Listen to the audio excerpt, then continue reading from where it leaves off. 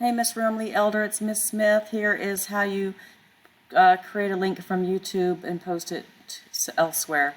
So I'm on YouTube, I have the video that I want to share, and I go down to share, I click it, then I click copy, the link is there.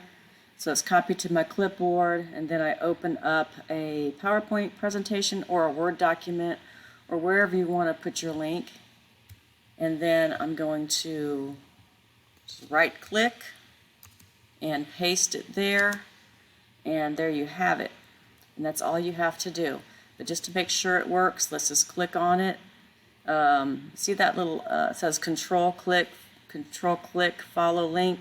So you control click to follow the link, open and click open link. And let's see, we have a commercial here. And there we go. Hope this helps. Have a good day.